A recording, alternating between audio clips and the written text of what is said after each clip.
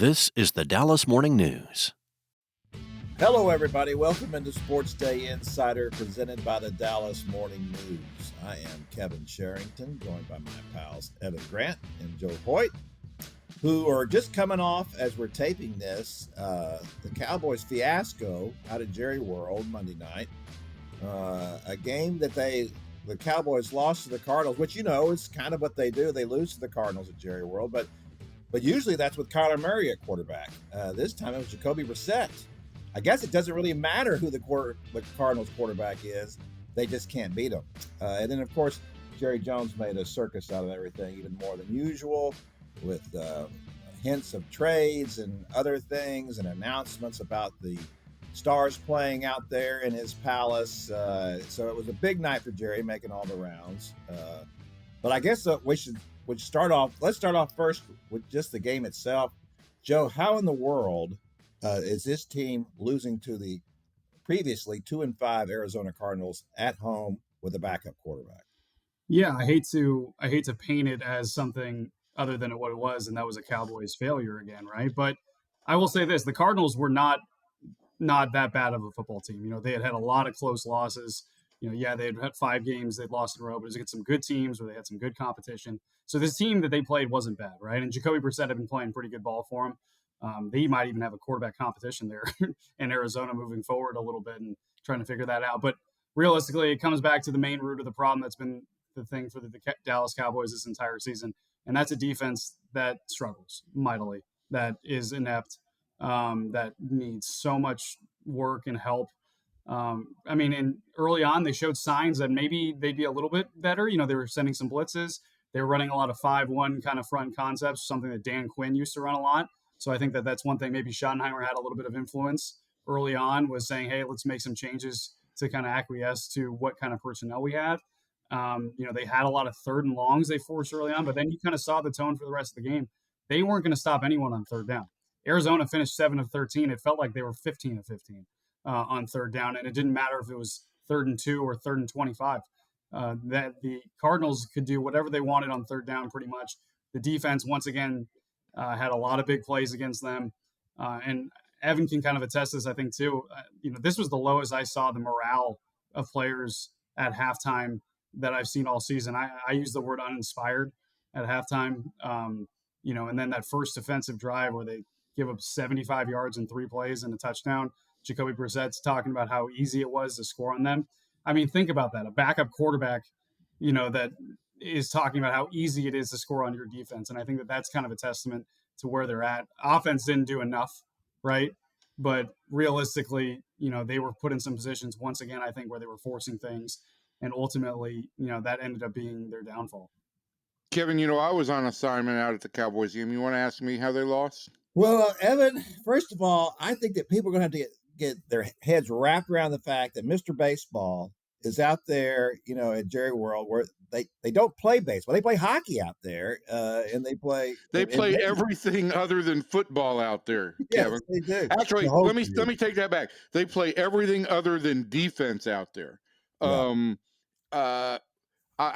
Joe gave a very great and detailed explanation.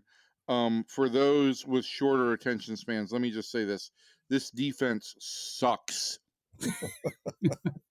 I mean, it was horrible, and I'm not surprised. But seeing it up close, for some reason it hit home even harder. And the thing that stuck out for me again was just how soft the zone coverage is, and how many times the Arizona did face 3rd and long in the first half, in particular when they took control of the game. I think, Joe, they were 6 of 8 on 3rd downs in the first half. And I just don't see how that team is capable of winning football games. I don't know any other way to say it. And I think you get to a point like last night. I did not think, again, Dak had a great game. Now, he was under a lot of pressure. Particularly late when they had to throw the ball. But I also feel like you're getting to that point, you know, where the tipping point comes, where the offense starts to realize there's no amount of points that we can score that are going to allow us to win on a consistent basis. And that's kind of how it felt last night. But Logan Wilson's coming. I mean, the help is on the way. This is going to be fixed. Logan Wilson from the Bengals, a linebacker. Now, Joe explained to us. First of all, explain us how Logan Wilson is going to work here. But secondly, explain to us this whole fiasco, and we'll talk about that in a minute, of Jerry announcing that deal more or less, retracting the deal more or less, and then finally coming up with it, which is just Jerry speak. But tell us how Logan Wilson's going to factor into this Cowboys defense. Yeah, I think, to be honest, I even asked Jerry Jones this. I'll start a little bit with the fiasco of yesterday. I asked Jerry Jones, simply put, why would you announce a trade that didn't happen before it happened, before a game, before this?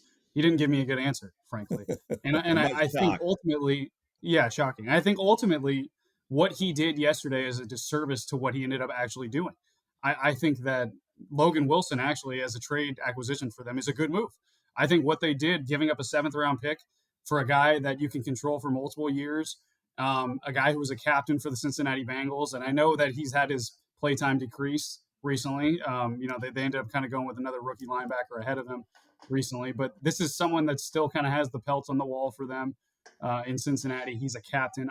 I think one of the biggest things the Cowboys have lost from last year is honestly some semblance of leadership and just some bite, like some overall professional kind of how-to-ness, because they lost a lot of leaders. Demarcus Lawrence, I think Jordan Lewis is a loss that we're still seeing kind of the repercussions in terms of just a personality and culture thing for this defense. I think Logan Wilson's going to bring a little bit of those elements to this defense. I don't think he's going to be the incredible playmaker he was, having 11 interceptions in his first 4 seasons. But this is a guy that right now would lead the Cowboys in pass deflections, pass breakups at 4.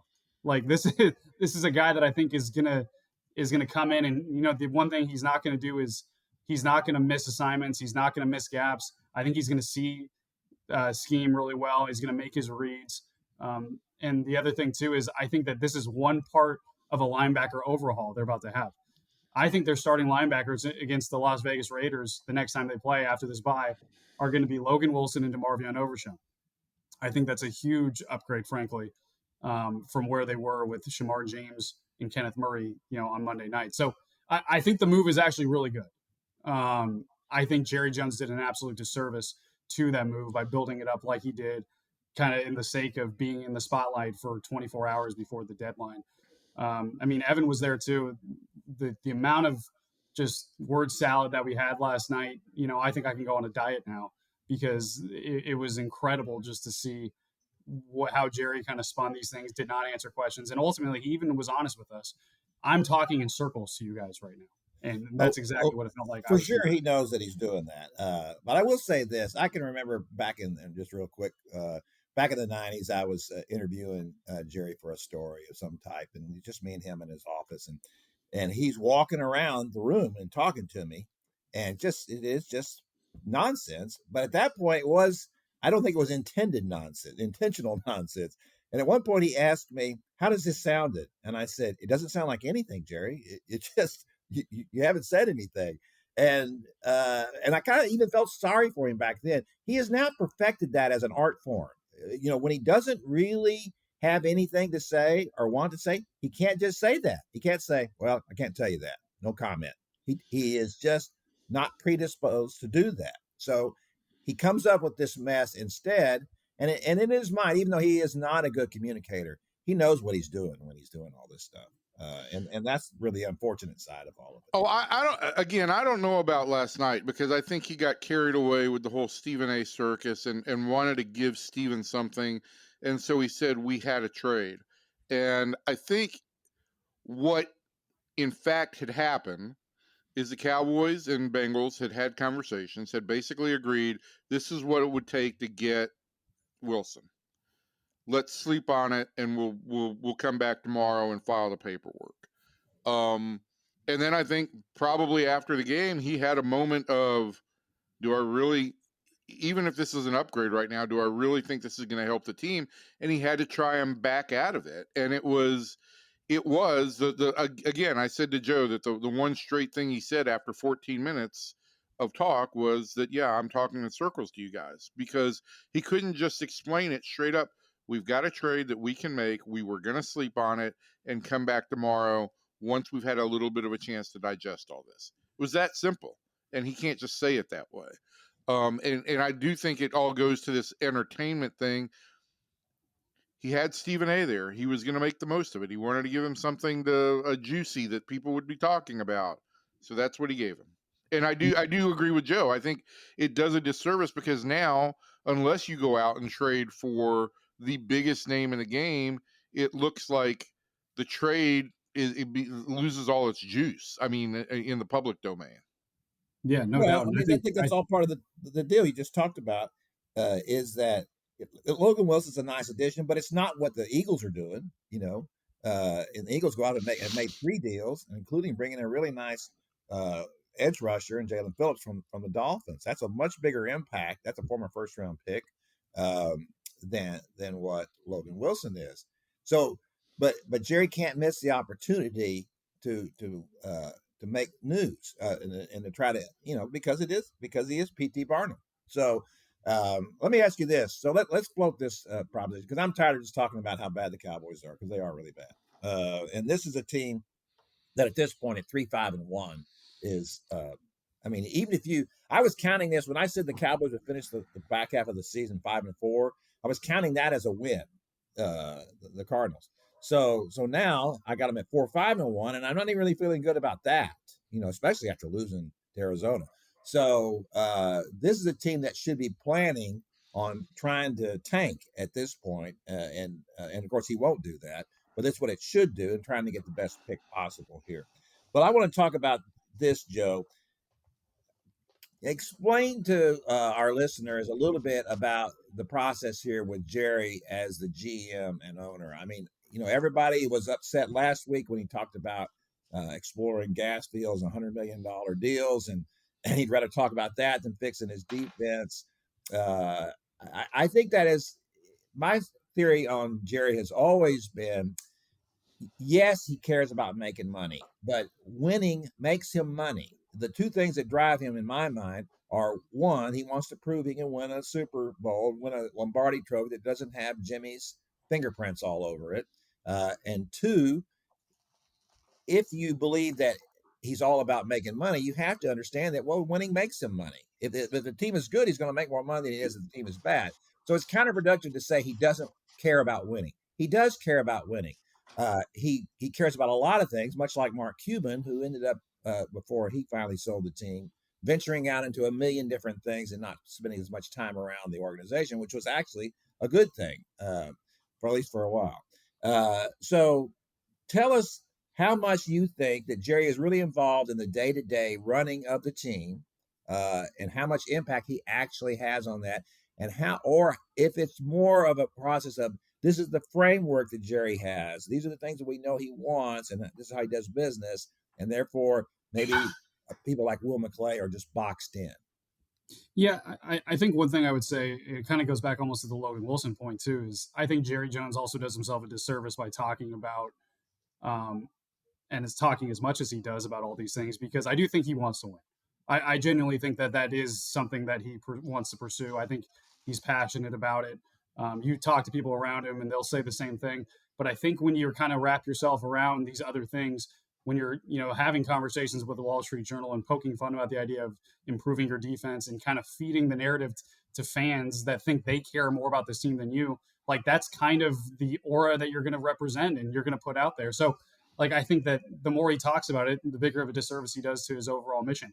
I will say, in terms of where they're at from a day-to-day perspective, Jerry Jones, I think one thing he'll do is he'll ask feedback from a lot of people. And I think that he does have trust in a lot of people higher up with the Cowboys to kind of make things happen, right? I think Will McClay has a prominent role. I think obviously Steven has a prominent role. When it comes to making deals like this, I don't think this was Jerry Jones last night saying, oh, shoot, I said, let's make a trade. How about Cincinnati, Logan Wilson, 7th rounder? Like, I think that this is Jerry Jones kind of using the feedback from a lot of different people, using the recommendations that are kind of given to him from a lot of different people, and moving forward. Like I've talked about this before, Kevin. I think if Jerry Jones really, truly had it his way this offseason, they would have gone and hired Deion Sanders. If this was a true, like, just one-person operation where there was no other feedback and he can kind of just say, you know what, I hear everything you're saying, but I'm going to do my own thing. I'm going to go hire Dion. Like, I think that that's something that he probably would have done, to be honest with you, even with the buyout and stuff like that being a factor. I think that the recommendation for Brian Schottenheimer came from other people, right? And I think that once these recommendations get up to the higher level with Jerry Jones, including trades and other day-to-day things, I think that's when decisions are made, frankly. So I think that this isn't just a one-man operation with Jerry Jones, but I do think Jerry Jones is trying to win, and I think that he does himself a disservice in terms of his image based on how he kind of talks about it. Yeah. Well, there's no question about that. He's his own worst enemy. But there's also a part of it too that it's what makes it watchable, right? I mean, who would care about a 3-5-1 team otherwise than the fact that it's being run by Jerry Jones? I mean, it's drawing eyeballs. I'm sure that, when it turned out the season that started the way it did, and you look at Monday Night Football, and this is going to be Arizona and Dallas, really? 2 losing teams? And if you had known going into that this is what it was going to be, you would have said, ugh. But instead, they still got something to talk about because you got Jerry out there making, news and saying crazy things and drawing attention. And you can say all you want to about how crazy it all looks, but it draws eyeballs. And that's what Jerry wants too. That's I guess the third thing is that, the worst thing you can do to Jerry is ignore him. He wants to be the center of, I don't know that it's so much that he wants to be the center of attention. He wants his organization to be the center of attention. He knows that he's the one who can do it. There was a time back in the 90s where the players did it and his coaches did it. And that's no longer the case anymore. He doesn't have those kind of players. To your point, Joe, I think you're absolutely right. I think he would have loved to have hired Dion because Dion draws eyeballs. He's a guy that raises your Q ratings. So that's what he would want to do. And I don't even know. Look, if you looked at it now, it doesn't look like such a good idea out there. Dion's not quite as good without Dion Jr. and without a Travis Hunter. Yeah. So that's I think there are 3 things that Jerry really cares about. He cares about winning, he cares about making money, and he cares about attention. I'm just not sure how I would categorize those 1, 2, 3. I think when I do look at those things 1, 2, 3, I know where winning ranks in what he knows about. It ranks last among those 3. He's a great showman. He's a great businessman. He's not a great winner when it comes to football. So we've only beaten this to death for the last 30 years as well, but it just seems like he's more desperate for attention now. If I'm trying to put this into perspective, I don't know. Yesterday was just such an unnecessary circus for no reason whatsoever. And it all just came crashing down with probably, would you say that was their worst loss of the season, right, Joe, of their 5? Given the opponent? I think Denver last week was rough, to be honest. But I at least there was the guys that it was on the road and it was tough and a good team. This is a game at home against a team that with a 2-5 record going and a backup quarterback. And man, they just get right against these Cowboys. One thing I'll say really quickly, just look at the scoreboard right now in terms of how the Cowboys operate versus their peers, right? I wrote this this offseason. The Cowboys generated literal billions of free advertising in the way they handled the Micah Parsons negotiations. The Ravens, how they announced their starting extension with Kyle Hamilton right before waiver claim day at a press conference that wasn't even planned for that, right? It was just like, oh, by the way, we signed this guy. Look at what the Eagles did yesterday. They traded for Jalen Phillips, right? A very impactful trade for them that could help them in the long run. Howie Roseman had a statement about it. No press conference, nothing, right? The Cowboys, meanwhile, had a whole day of media attention dedicated to a trade that may or may not happen and ultimately resulted in a backup linebacker from the 32nd ranked defense in the NFL for a 7th round pick. But when you've got a good product on the field, you want all the attention to go to that. Yeah. Well, most people do, but that's the difference between Jerry and everybody else. How many other organizations have an owner who's also the GM? I mean, this is what you get when you have Jerry Jones. And so I was struck by one thing that just is stuck in my head. though. We did see with about 4:45 left in the third quarter, some pretty heavy boos last night, a pretty good shower of boos. But then I watched the rest of the game, and certainly in the fourth quarter, there were people emptying and out. It's a Monday night game and all that, and they're losing. But I keep seeing people on the screen, and boy, everybody is just happy and excited. And that's okay. If people want to go to the football games and they're entertained and they're having a good time, that's great. It's just not a good product on the field. But I don't know. I don't know what the average fan. I think there's a level of frustration with this team, but I keep looking at people who go to the games and they're happy.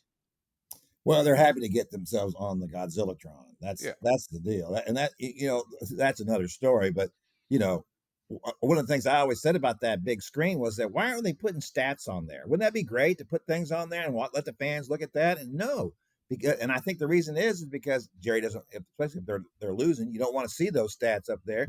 But people get to see themselves on this humongous screen. Yeah, and stats on that. I would not be for stats on that big screen. Oh, I think it'd be great. But look, here's the thing. Why show people jumping up and down and yelling and screaming? I mean, what's the purpose of that? Other than because you're selling, it's just fun to be out at the old football game. That's what they're trying to do anyway. All right, that's going to do it for the Cowboys segment of this podcast. You could go on and on and on talking about this team. What a bunch of.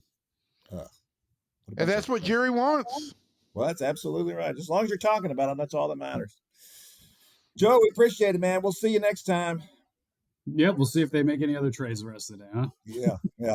That'll fix it. That's for sure. Well, Evan, we have been shed of pretty much any last vestige of former administrations out there with the Rangers, starting with the fact that Mike Maddux is gone, Tony Beasley is gone, everybody else is gone. Well, I guess Corey Ragsdale is still around. The first base coach has now moved to third base, right?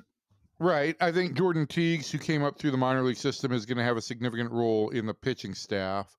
Luis Ureta, who was there last year as a bench coach, will return. And I think a couple of the other support staff members like Seth Connor and Brett Hayes, who were valuable, but, didn't have really high profiles, will also return. And then the biggest situation will be that Justin Veely will move into the lead hitting instructor, after basically being supplemental or secondary to Donnie Ecker at the start of the year, and then serving in a secondary role, at least profile-wise, to Brett Boone, because it's impossible to have a bigger profile than Brett Boone for the remainder of the year. So I think this will be a melding of some of Skip Schumacher's guys. I think it will also encompass some of the people who were here.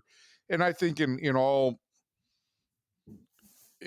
I think it makes sense that, you give people the opportunity who deserve opportunities. I think you also want to give the manager some of the people that he feels most comfortable or trusts the most. And I think you also want to look at some guys that neither you nor the manager knows. So I don't have a problem with where things have gone with the Rangers. I know there's been a lot of pushback on Mike Maddux, and listen, I think this is one situation where just certainly things didn't line up. And I tried to explain this a little bit in a column yesterday, in which I also mentioned that Colby Lewis will not return in a special assistant role, which I think is just a penny pinching move, but that's neither here nor there at the moment. I think Mike wanted and deserved some love for what the starting rotation did this year. I think the Rangers wanted and needed to give Skip Schumacher some time to get his hands around everything in constructing this pitching staff. And I think when you got that to that point, it became maybe a little personal to Mike that he wasn't as warmly or as aggressively pursued from the outset of the offseason as he would have liked to have been. And maybe the Rangers didn't have the ability to so sweeten the deal financially or in any other ways to keep Mike from being, Mike's got some pretty rigid traits. And if he felt like he was offended or not loved, I could see him saying, well, I'll go to the Angels and I'll take a big fat raise this year. and I'll do 1 year, and then I'll decide if I want to walk away, because he was going to walk away after the 2022 season when he left the Cardinals. It only was serendipitous that the Rangers had an opening, and Bruce Bochy, an old school guy like Mike, came in here, and Mike is a resident. It just was a perfect situation for him. This may just be 1 year, and then he walks away. Yeah, I get all that, Evan, but the optics of this are not good. Because let's go back and look at this from the standpoint. First of all, the best manager and the only one who's ever won a World Series is out the door, and he wanted to come back. I have to believe that Mike Maddux would much rather be the pitching coach here than for the Los Angeles Angels. 2 and 3, pitching is the only thing that worked this year, and whether anybody wants to give Mike 75% of the credit, 50%, 25%. The Justin Beasley was here for the worst offense in the history of baseball, and he's back as the hitting coach. So that's when we talk about wanting to give the new manager the license to hire the guys he wants. I get all that, absolutely. But why is it that the pitching coach is leaving? It was something that really went well, and the one thing that went really poorly is going to be in the hands of the same guy. See, I don't. Yeah, I can't disagree with you on the optics. I think that the optics don't look good. Like I say, I think if you look a little bit deeper, there's some rational reasons why it didn't line up, but the optics certainly don't look good. As far as Justin Veely goes, I guess he's guilty by association, but I don't know how much authority he really ever had last year, with Donnie's presence and then with Brett's presence. And I think if you're going to say that the Rangers had some really good pitchers in Nathan Eovaldi and Jacob deGrom, and that certainly helped, that the talent helped the pitching staff succeed, you also have to acknowledge that the talent, or the lack thereof on the offensive side, contributed to that. It was beyond the coach's grasp. Marcus Semien, Jonah Heim, and Adolis Garcia all had continued drop-offs. And so I agree with all that, Evan, and that's for sure. But there's no dispute that the optics are bad. I mean, there's bad, but also, don't we think the game plan was bad on offense too? I mean, when it kept being, we're going to slug, and then you look at what these teams did, like in the playoffs, and you look in the World Series, and you see people bunting, and you see people moving people over, and you see people making contact, and that's the plan. It was a bad plan, and I fell right along with it because it worked in 2023, and so I'm fine with that. But then all of a sudden we find out this season, oh well, the ballpark doesn't really play like that anymore. Well, I mean, the ballpark thing, I think you couldn't really you really didn't have enough data until the second season. But on the approach, listen, I mean, they just had a bad approach. There's no doubt about it. And it's great to slug. Look, the World Series turned on a number of home runs. Home runs are important. It's important to be able to hit home runs. But this team never had a team-centric approach.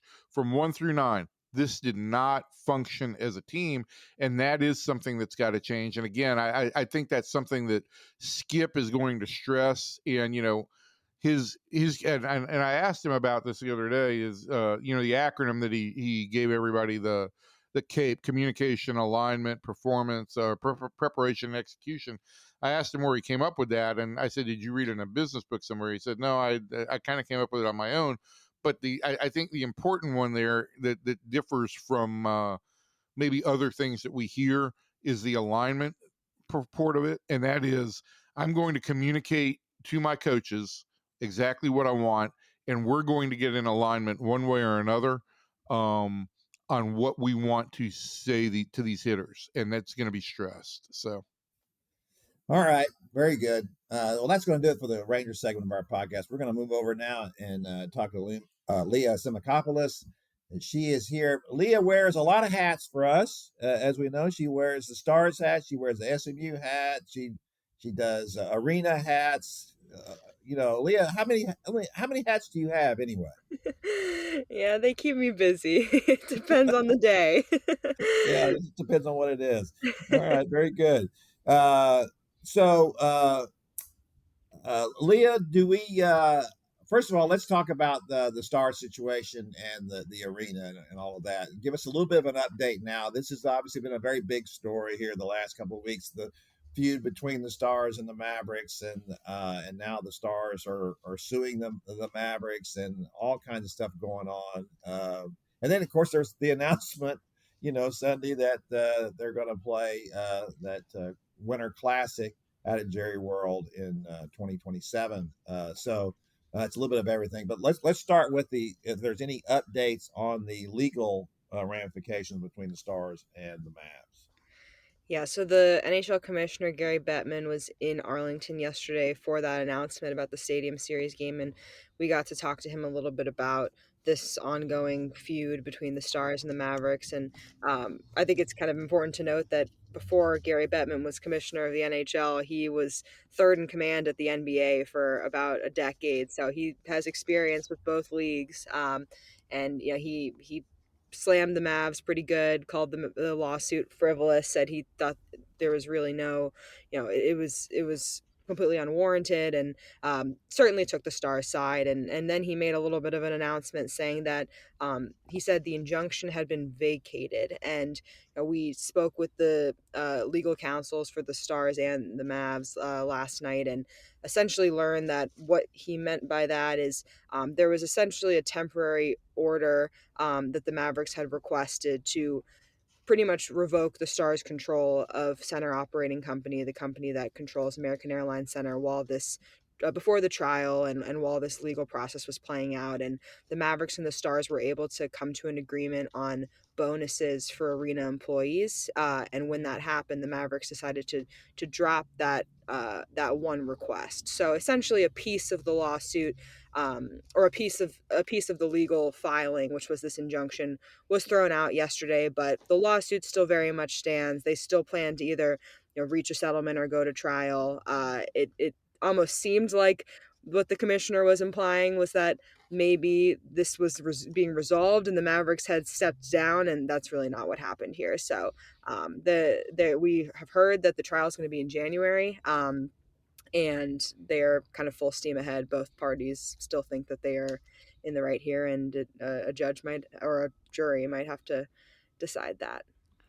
How crazy is all of this? I mean, it's a little bit hard to believe. The Mavericks and Stars always kind of had a little bit of a fitful relationship. It was never just lovey dovey, but things have they've been able to do that, and give us a little perspective nationally, because I think it's important to know how many franchises or how many cities Mhm. actually have joint operating agreements there, or where the NBA team and the NHL team are co-tenants of the same building. I think there's only Yeah. 10, right? Yeah, it's about a dozen. It's 10 or 11, something like that. But most of those share an ownership group. So it's a little different when, you've got, like, I grew up in Washington, D.C., and the same person that owns the Capitals owns the Wizards. So there's no, it's not it's not the same two owners going head to head like what we have here. So I think there are only five or so that share a building but don't share ownership. So the Stars and the Mavs are obviously one of them.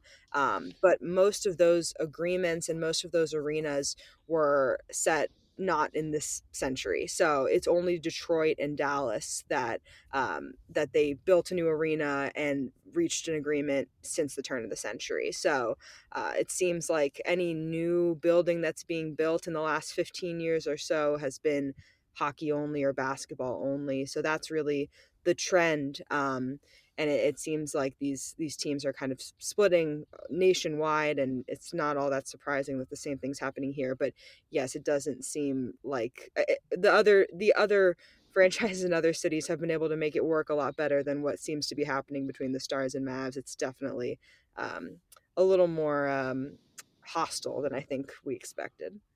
I have one question for both of you. And as somebody who grew up in Atlanta where we can't keep a hockey team, and somebody who grew up in the state of Georgia where my education may not be all that great, uh, here's all I want to know is What exactly are the Mavericks trying to get out of this situation?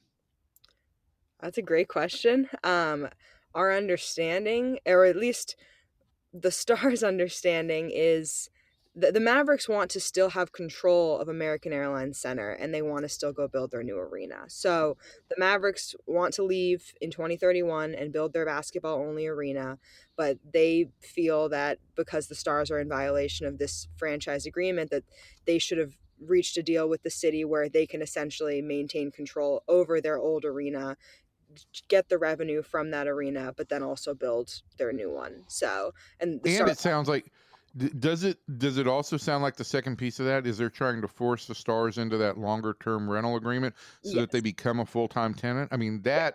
that would be the punitive play here, right? Yes, and the word tenant has been thrown out a lot, and not even just now. We were told that that's been kind of a topic even when the Mavericks were talking about leaving, and maybe the Stars join them as a tenant. So yes, it's been quite some time that it seems like the Mavericks want to do what they can to make the Stars their tenant, and feel that they are entitled to that because they bring in more revenue.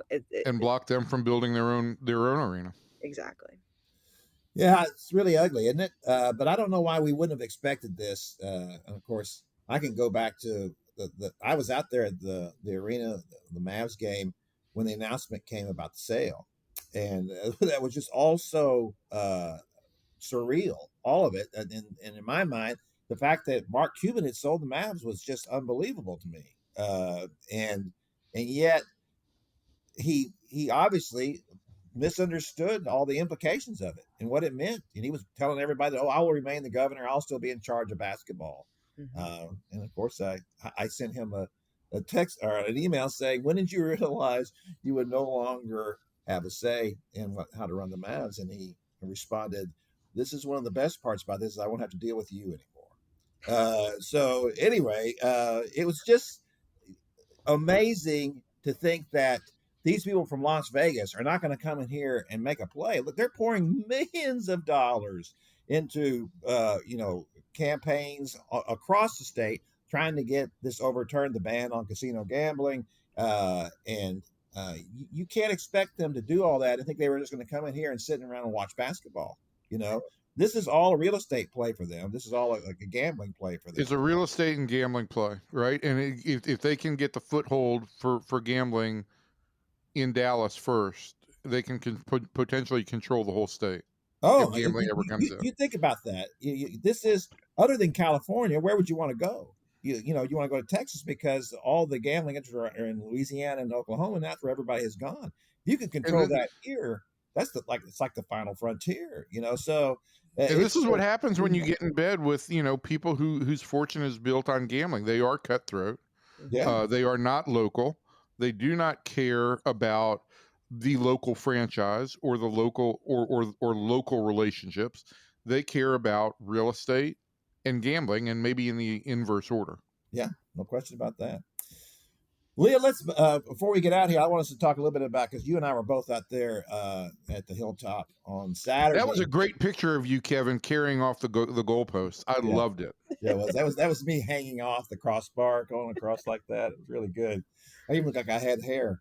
The That was a remarkable win to come back and do that.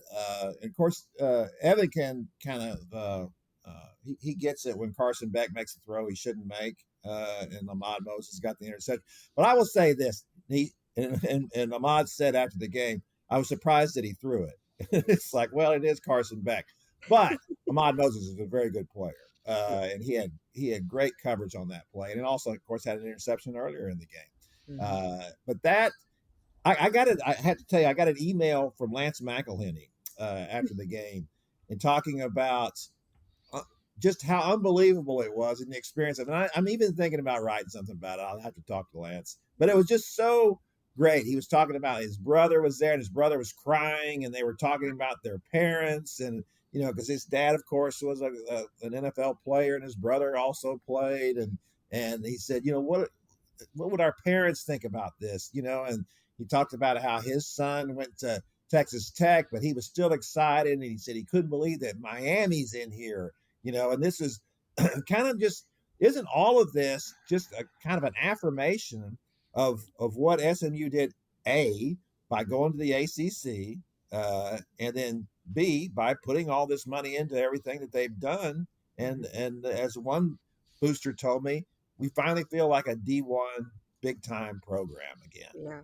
I mean, that was just watching the field storm, the aftermath, like even just in the game itself. I mean, that felt like a big time power conference program game. And I think Rhett Lashley, we were just in his press conference, he just said that he's never seen Ford Stadium like that at 11 a.m. on a Saturday. I mean, maybe for a night game, but yeah, it was exactly like you said, what SMU invested to do to get a moment like that. And they obviously capitalize, and you beat a top 10 team, and it's your biggest win at that stadium ever. So yes, I mean, it was a lot more than just a big win for the season and to keep their ACC title game hopes alive, but I think it affirmed a lot of things. And this season for SMU has been a big question mark. I mean, they have that great year last year. They go to the playoff. They lose to TCU and Baylor. They have a ton of injuries. It's a question of, were they a one-hit wonder? But I think that, that win shows that, they deserve to be in the ACC. It was worth the investment. And, they have a chance to go back to Charlotte, and teams like Clemson and Miami and Florida State don't now. So that's a pretty big deal. Yeah, you think about the fact that everybody made fun. I made fun of it a little bit. When the announcement was made about going to the ACC, you're just foregoing the 9 years of revenues, right? And everybody said, "Look, they just bought their way in," and no one took them seriously. I can't believe that anybody looked at that situation and said, "Oh, SMU won't matter in the ACC." They just bought their way in. They're just going to be glad to say they're in there, right? Right. And now they go in, and they've after 2 seasons in, they've lost.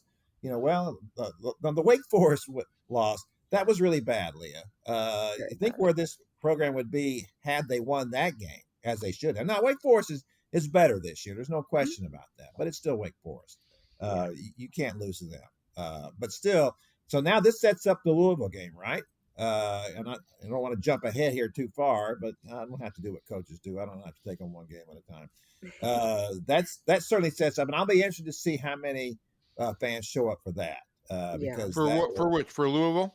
Yes. Yeah. I mean, that's the great thing about this Miami win, right? Was that it gave they get to do it all over again. They created a home atmosphere in this Miami game, and now they've got Louisville. Louisville's 2 weeks from now. Yes. 22nd, I think. Yeah, exactly. And they get 2 weeks from now, they get to go and do it all over again. And that's the kind of thing that you need to have to build that real atmosphere on campus. So it was a great win for SMU. It was great to see just from afar the atmosphere that they created. And look, they are a legitimate player in the ACC. And that is the thing. I think, Kevin, you and I talked about this when it first happened. Like, could they ever be a real player in the ACC? Well, yeah, they are, and they're doing it now. Whether or not they win this year, they have been a legitimate player and a legitimate disruptor for back-to-back years. Yeah, I mean, I don't know that they're going to get in this year. It's going to be really hard. They got to have a little luck here. Virginia's got to lose to somebody, but still, yes, you're right, Evan. Getting here to this point, having this much success, beating a top 10 program for the first time since the '83 Cotton Bowl, and the first time at a home game since 1974. Those are the kind of things that people remember and talk about. In some ways, you can't collapse at this point, obviously, but in some ways, I think that most SMU fans would tell you this was good enough. Mm-hmm. Don't you think, Leah? I mean, I think yes. I think the standard is a lot higher, but yes, I agree. I mean, I think that SMU fans kind of know at this point that it is a stretch to do what they did last year to go back to the college football playoff. I think that this win is a win that can kind of define the season and something that they'll take away. And yeah, obviously, you hope a Georgia Tech team can lose if you're an SMU fan. You hope that there's still a chance, but I think exactly what Evan said, they proved that they are a disruptor in the ACC, and I think 2 years into their time in the conference, that's really all that SMU fans can ask for. Absolutely. And, yeah, to sum it up again, I mean, it feels like they are stacking up legitimate building blocks after really after 30 years, they are finally stacking up legitimate building blocks to a real powerhouse program. Big wins, atmosphere, legitimate conference. It's not just, I think when you said where they're buying their way in, Kevin, we all thought they'd go to the ACC, they'd get run over. They have not gotten run over. No, they have not. They have not. All right, that's going to do it for our podcast this week. We appreciate you popping in with us. We'll be back next week to talk more about what's going on and see if Jerry's done anything else crazy, which obviously, yes, he will have done. I'm making that prediction right now. He can't do anything crazy this week. They're off. They're You off. can do something great. You can't against Jerry Jones. He doesn't abide by everybody else's calendar, certainly not the NFL. So from everybody in here to everybody out there, thanks, and we'll see you next time.